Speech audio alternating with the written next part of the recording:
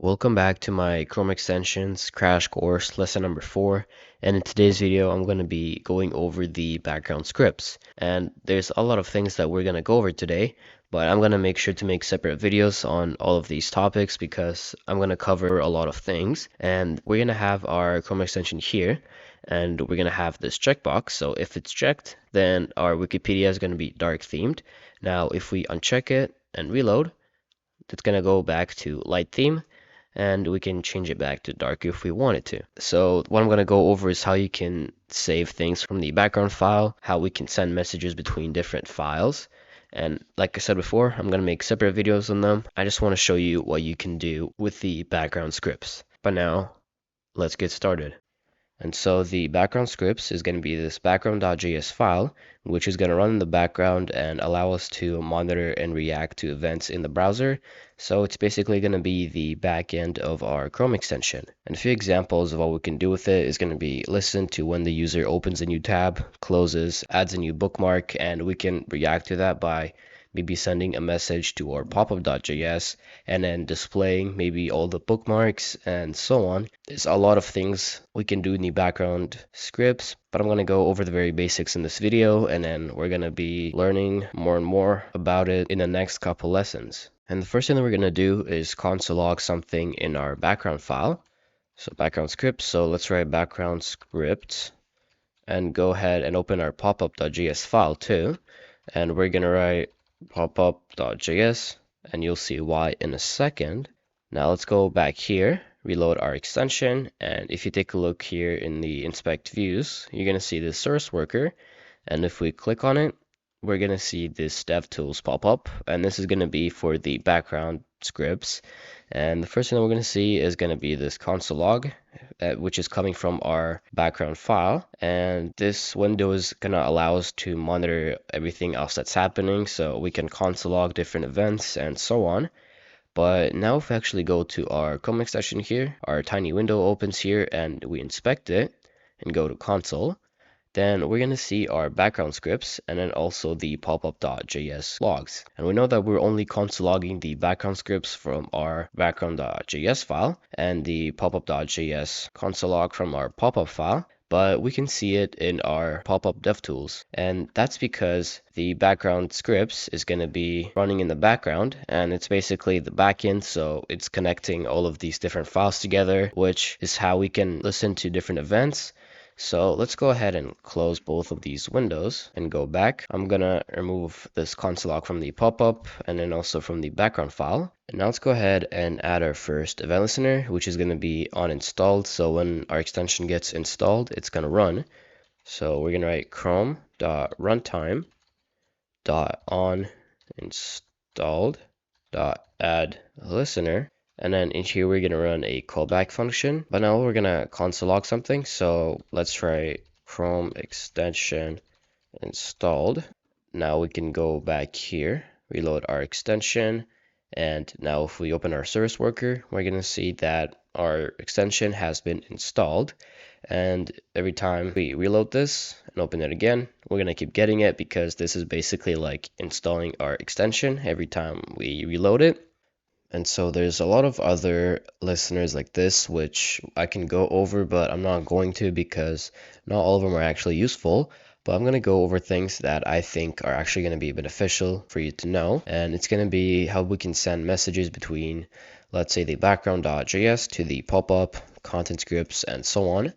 So let's actually go to our popup.js.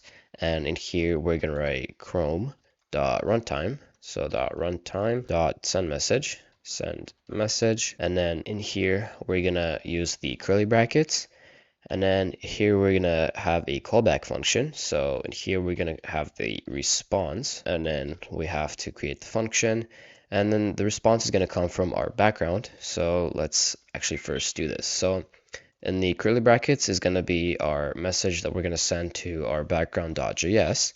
So we're gonna write data.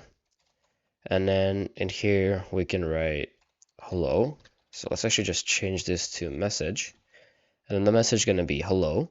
And in here, we're going to receive the message. So it's going to be a little bit different. So we're going to write chrome.runtime.onMessage.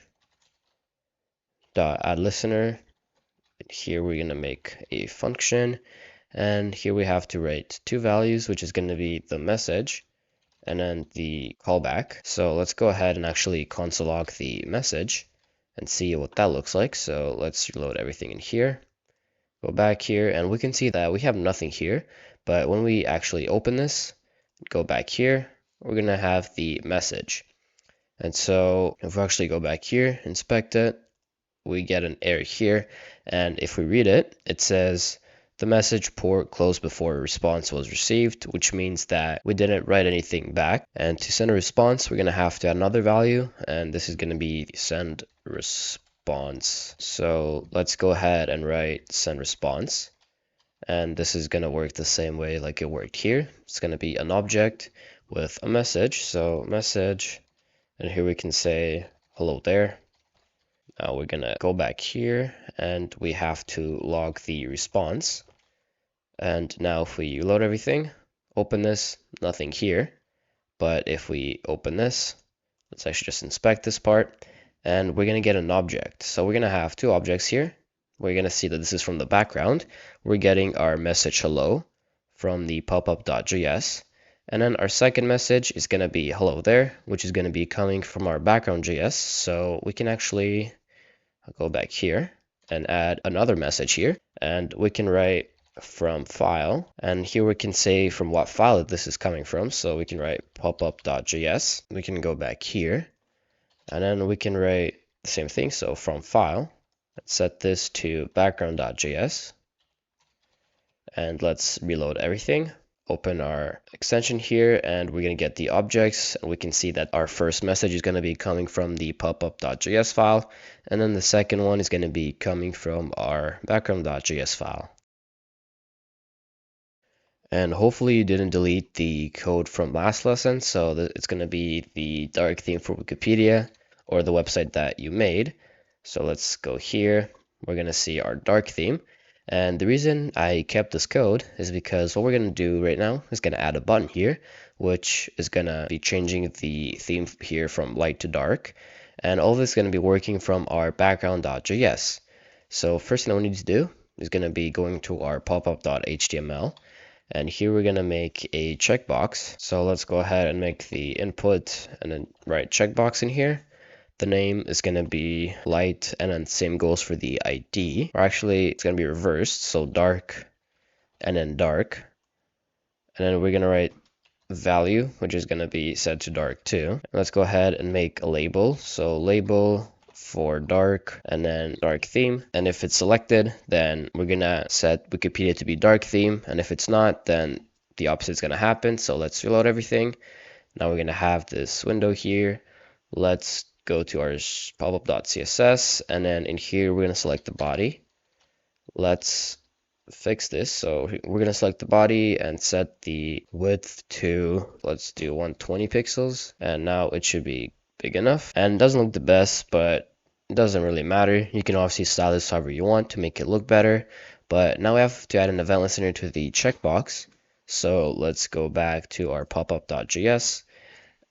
And we're going to have to select our checkbox here. So let's make an element which is going to be the checkbox. So checkbox. So document.query selector. We're going to select it by the ID of dark. Now we're going to write checkbox.add event listener. It's going to be on click. We're going to run a callback function. And in here, if checkbox.checked equals to true, then we're going to go ahead and send a message. So paste this in here. The message is going to be checkbox.checked. So checkbox.checked, and we don't really need the if statement here anymore, so we can just do that. And we don't really need the callback function here, so we can remove that, or you can keep it, but I don't want to get an error, so I'm going to do that. I'm going to comment this out. And now if we go back here, or not here, but back here, and I'm going to comment this out. So comment this out, and here we're going to write if message.message. So we're going to be console logging an object. Let's do that. So we're going to be console logging this object, and then we can change this to data so that it wouldn't confuse us. So message.data equals to true. Then let's console log something to make sure that it works. So we're gonna write dark theme, and you can do else light theme and so on. So let's do that. Now let's inspect it, and we can see the dark theme. And so this is going to be it for the background scripts part 1, and hopefully you like this video, and if you did, then make sure that you leave a like, subscribe to this channel so that you can see a part 2 to the background scripts, and hopefully see you in the next video.